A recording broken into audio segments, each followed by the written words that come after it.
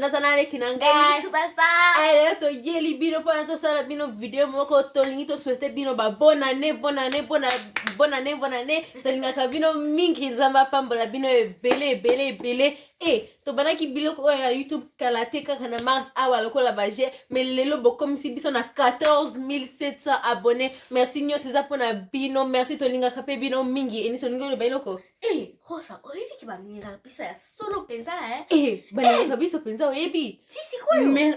Rosa, oyebi ki gymnastique penzo kota ebelete ne to kota gymnastique 2020 al biso al namoni pe na ba commenter bolingi ya na biso Jonathan akota to koyebi ipana kokoti na bakata video to sape video moko lokola to sala lokola ba gymnastique et to sala lokola Jonathan meka ko sala ba gymnastique sabi na pona soki bomoni nenge Jonathan sala ka gymnastique boko bana kolela na koseka pesa ba bonne nena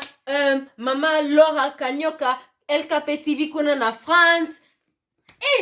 Rosa, oboshi ni page ya la mama bonne année na page la mama bonne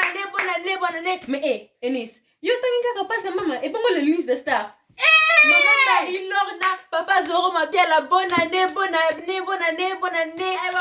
pena papa Didier Dilou merci mingi bonne année Enis to boss ni page moko bon sanani page j'ai la bouche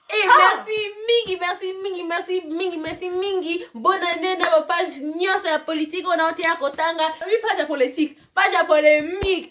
ba page nyoso ya polémique on a ya kotanga bonne année na biso na bino nyoso dalinga ka bino mingi zamba pambola bino merci ningi bo mataka ba video na biso nzamba pambola moko bo s'abonner na chaîne na biso bo partager puis ba video na biso nyoso soki bo moni keto matisi bo partager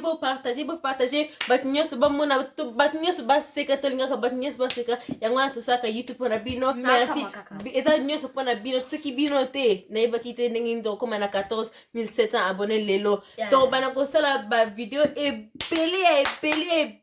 na 2021 pona to sepelisa bino to bana ko tourner na ba artiste o bolinga ka lokola noko ngadia dia to tourner na ba noko V12 ale boko mona pe ba surprise ebele bato o bakoya na chaîne na biso na 2021 boko sepela mingi boko seka to continuer pe ko sala bino to seka na 2021 telinga ka bino mingi nzamba pambola bino bye